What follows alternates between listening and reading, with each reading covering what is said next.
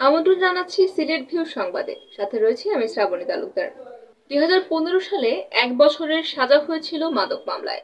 সেই 1 বছরের সাজা এড়াতে 8 বছর ধরে পলাতক ছিলেন এই ব্যক্তি।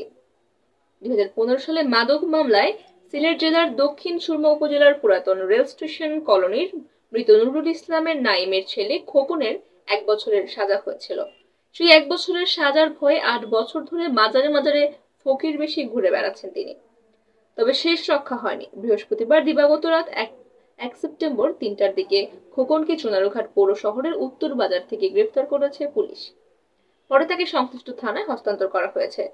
2015 সালে ব্রাহ্মণবাড়িয়া জেলার আখাউড়া এলাকায় মাদক পাচারকালে পুলিশ তাকে গ্রেফতার করে এবং আদালতের মাধ্যমে কারাগারে পাঠায়। কিছুদিন কারাগারে থাকার পর জামিনে বেরিয়ে আসেন এবং তারপর থেকে তিনি আত্মগোপনে ছিলেন।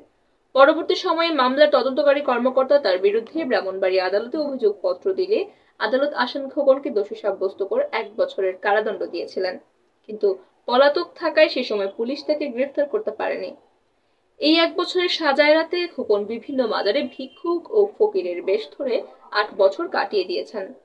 এদিকে শুক্রবার দিবাগত রাত 3টার দিকে চুনারুঘাট পৌর শহরের চেকপোস্টে একটি ব্যাটারি চালিত টমটম থামায় পুলিশ। ওই টমটমে স্থানীয় মুরাদবন্দ বাজার থেকে খোকন সহ কয়েকজন চুনারুঘাট শহরের দিকে যাচ্ছিলেন। এ সময় টমটমের যাত্রীদের পরিচয় জানতে চাইলে খোকনের কথাবার্তায় সন্দেহ হয় পুলিশের। পরে তার নাম ঠিকানা যাচাই করতে পুলিশ জানতে পারে তিনি দণ্ডপ্রাপ্ত আসামি এবং তখন তাকে গ্রেফতার করে পুলিশ এবং পার্শ্ববর্তী থানায় হস্তান্তর করে। চুনারুঘাট থানার ভারপ্রাপ্ত কর্মকর্তা রাশিদুল হক বিষয়টি নিশ্চিত করেছেন এবং তিনি জানিয়েছেন চুরি ডাকাতি রোধে চুনারুঘাট উপজেলার বিভিন্ন স্থানে রাতে চেকপোস্ট বসায় পুলিশ এবং টহলও দিয়ে থাকে।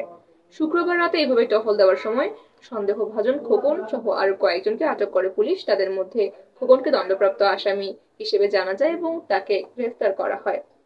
ওসি জানান গ্রেফতারের পর তাকে সংশ্লিষ্ট থানায় হস্তান্তর করা হয়েছে। এই ছিল আমাদের হাতে থাকা এখনকার মতো খবর। সাথে থাকার জন্য সকলকে ধন্যবাদ।